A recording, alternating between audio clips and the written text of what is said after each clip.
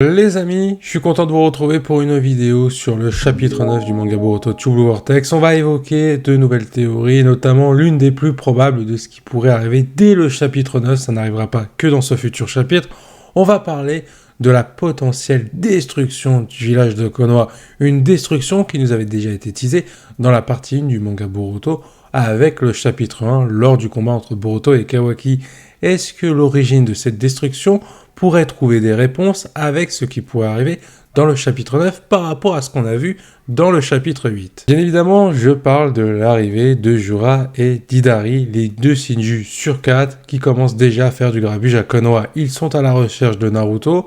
Pour ce qui est de la cible de Jura, Hidari, on connaît sa cible, c'est Sarada. Et vu ce qui va se passer dans le chapitre 9, Sarada dans le chapitre 8 déjà commençait à se rendre dans la direction des Shinju. Donc je pense qu'on aura le droit à la confrontation entre Hidari et Sarada. On va en parler dans quelques instants. On va parler d'un autre sujet juste avant, l'arrivée des deux Shinju. Je l'ai dit, ils commencent à foutre le bordel dans Konoha. Les Shinobi Random, il fallait s'y attendre, ils n'ont servi à rien. Ils se sont fait exécuter de sang-froid par les deux Shinju avec une facilité déconcertante. Et en plus de ça, on nous a montré quand même que ces deux Shinju n'étaient pas là pour blaguer au niveau de leur puissance. On se doutait qu'ils étaient plutôt redoutables, puisque Boruto devait se méfier d'eux, mais on a pu voir que clairement ça s'est confirmé. Dans le chapitre 8, Kawaki s'est fait balayer en un coup de poing par Jura, même s'il a été capable un tout petit peu de repousser Hidari, mais sa force n'aura tout simplement pas suffi pour essayer de battre Jura. Clairement, on peut dire que Kawaki, il était en dessous en termes de niveau. Mais il est vrai que cet indicateur de puissance, qu'est la puissance de Kawaki, elle n'est pas vraiment fiable. On a l'impression que Kawaki n'a pas évolué depuis les 3 dernières années liées à l'ellipse. Donc, en vrai, on ne connaît pas vraiment le niveau de ces deux Shinju et de deux autres aussi qui sont certainement à Konoha. Je parle notamment de l'alter ego de Bug et aussi de Matsuri. On en saura plus avec notamment le niveau de Mitsuki, Sarada, qui vont se confronter aux Shinju. Moi, je pense qu'avec le combat Hidari contre Sarada, on aura un bon indicateur de puissance par rapport au niveau d'Hidari et certainement par rapport au niveau de Jura. On a l'impression qu'il est au-dessus d'Hidari parce qu'on peut voir que Kawaki a réussi à lui faire quelques petites attaques, mais pour Jura, ça a été clairement compliqué, il s'est fait one-shotter. Donc déjà, on pense que Jura, enfin je pense du moins, que Jura est légèrement, voire peut-être supérieur tout court à Hidari. Du coup, parlons des événements qui se sont déroulés à la fin du chapitre 8. Jura et Hidari se retrouvent face à l'équipe 10 et Imawari. Dès le chapitre 9, on pourrait avoir un combat, un début de combat entre Jura et Imawari. Donc pourquoi pas voir Imawari briller par rapport à ce potentiel qui nous a été teasé depuis un long moment concernant ce personnage. On pourrait l'avoir faire quelque chose de sympathique face à Jura sans pour autant gagner. Le combat serait interrompu par l'arrivée de différents personnages car il y aura des personnages qui vont interrompre, porter secours à l'équipe 10 ainsi qu'à Imawari. Je pense notamment à Sarada et peut-être que Boruto aussi pourrait intervenir pour protéger le village et surtout protéger Sarada ainsi que tous ses compagnons. Parce que il est vrai que Boruto, on l'a vu partir dans le chapitre 8, mais on ne sait pas s'il va revenir. Ce serait très bizarre s'il ne revenait pas à Konoha pour faire face au Shinju. Il a été capable d'anticiper l'arrivée de Koda à Konoha, il a été capable de s'opposer à lui. Je ne vois pas pourquoi il resterait en retrait pendant que Konoha est en danger. Ça n'aurait aucun sens. On arrive, du coup, au combat Hidari contre Sarada. Je pense que Sarada va être capable de briller face à cet adversaire par rapport aux enjeux et par rapport au développement de Sarada. Hidari représente l'alter ego de Sasuke et donc ça va faire un choc émotionnel encore plus grand pour Sarada qui n'a pas vu son père depuis 3 ans et qui connaît les raisons de l'absence de son père surtout. Elle sait qu'il a été emprisonné par rapport aux créatures de code, les créatures liées à Joby. Peut-être qu'en battant Hidari, elle pourra libérer Sasuke. Donc déjà, il y a un enjeu de taille. Elle va devoir sauver son père si cet enjeu-là est réalisable. Mais elle va surtout devoir se surpasser, essayer d'aller contre ses émotions, aller au-delà de ça, parce que affronter Hidari risque de lui rappeler clairement son père et les rares moments qu'elle a pu passer avec lui.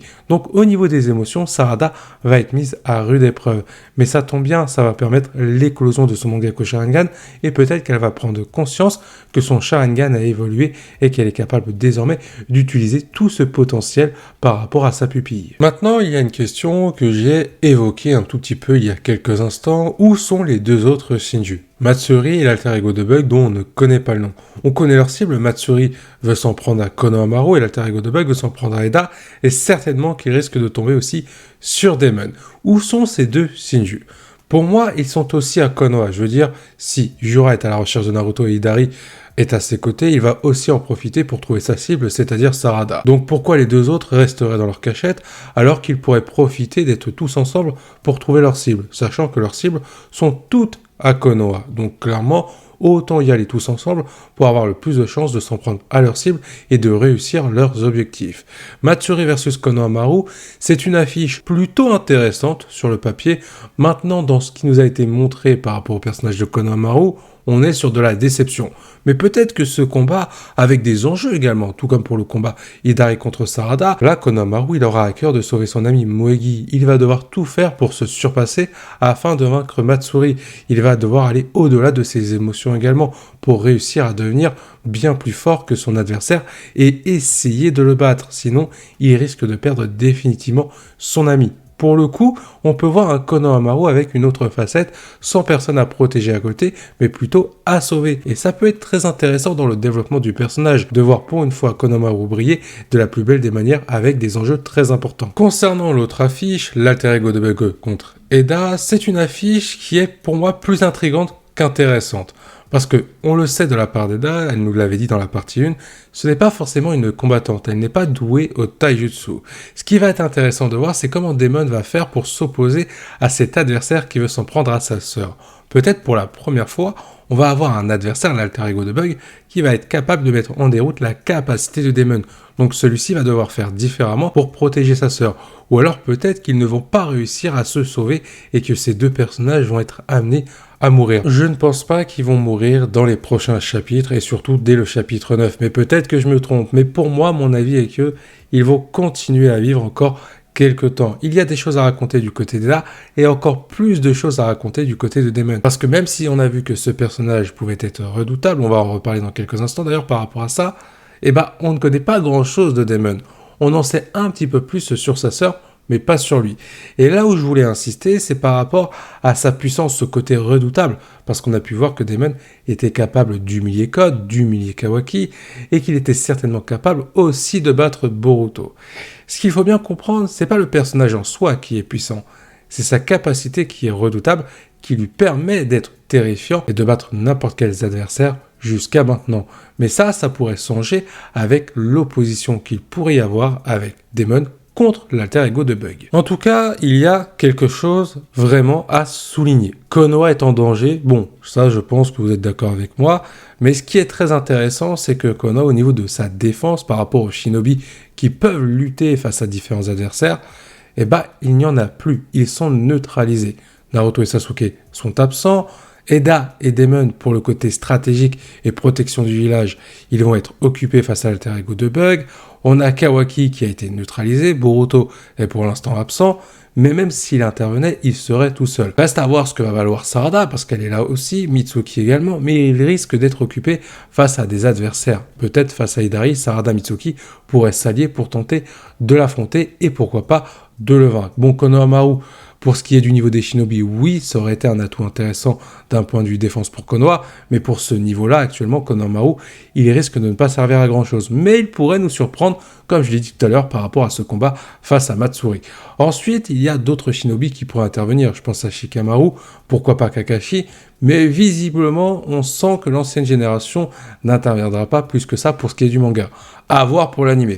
Mais pour la nouvelle génération, en tout cas, ils vont être occupés face à différents adversaires. Et c'est aussi le cas pour Imawari qui risque d'être confronté à Jura avec un combat dès le chapitre 9. En tout cas, à la fin du chapitre 8, on nous teasait un potentiel affrontement entre ces deux personnages.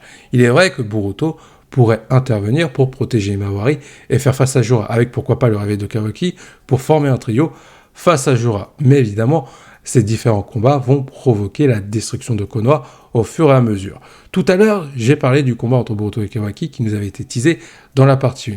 Il n'est pas obligé que Konoha se fasse détruire à ce moment-là. Konoha pourrait être détruit bien avant, mais personne n'a pu reconstruire le village par rapport à la situation qui est complètement instable. Beaucoup de personnes disaient qu'il y avait de la fumée lors du combat entre Boruto et Kawaki, et ça laissait présager que Konoha a été détruit récemment. Sauf que cette fumée peut très bien provenir de différents combats, et notamment du combat entre Boruto et Kawaki. Ce n'est pas impossible. Surtout qu'il y a aussi quelque chose à noter avec cette seconde partie du manga Boruto True Blue Vortex, à la différence de la première partie.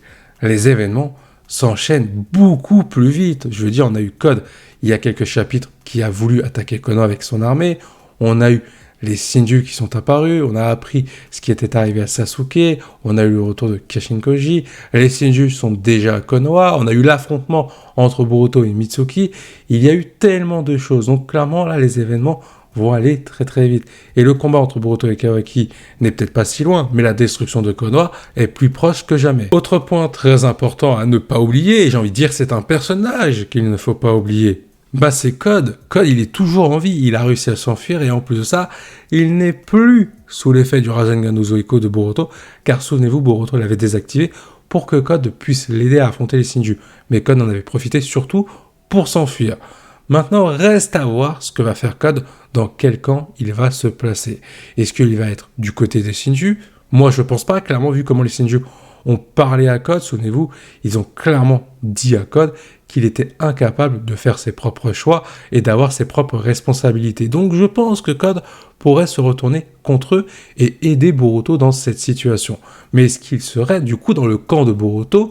Ça reste à voir, parce que clairement, il a voulu tuer Boruto pendant pas mal d'années, tout comme Kawaki. Est-ce que Code pourrait prendre conscience qu'il est capable d'avoir sa propre volonté et non de suivre celle des Otsutsuki? On aurait un Code qui pourrait évoluer avec une rédemption en allant du côté des protagonistes. Ça mettrait quelque chose d'intéressant au niveau du développement du personnage. Après, il est vrai que Code pourrait faire cavalier seul pour atteindre ses propres objectifs, sans forcément être du côté des méchants, ni du côté des gentils. Après, il pourrait très bien aussi débarquer dès le chapitre 9 ou le chapitre 10 par exemple, pour en profiter et détruire Konoha afin de s'en prendre directement à Boruto et Kawaki. Il est vrai qu'il pourrait profiter de l'arrivée des Shinju à Konoha pour pouvoir tirer son épingle du jeu. Toutefois, il faut le dire, Code il a tout perdu par rapport à son armée, par rapport à ce qui est des Shinju. Donc là, Code, il a plus vraiment grand chose qui pourrait lui servir. Je le vois vraiment plus aller vers une rédemption. Mais peut-être que je me trompe. D'ailleurs, si vous souhaitez donner votre avis par rapport au personnage de Code, est-ce que vous pensez qu'il va rejoindre le côté des gentils, le côté des méchants? N'hésitez pas à me donner votre opinion en commentaire, tout comme les autres sujets que j'ai abordés dans cette vidéo. Sur ce, il est temps pour moi de vous quitter. J'espère que cette vidéo vous a plu. Je vous dis à la prochaine et que la volonté du KT soit avec vous. Juste avant de quitter cette vidéo, n'oubliez pas de liker et de vous abonner. Ça me fera extrêmement plaisir. Je compte sur vous.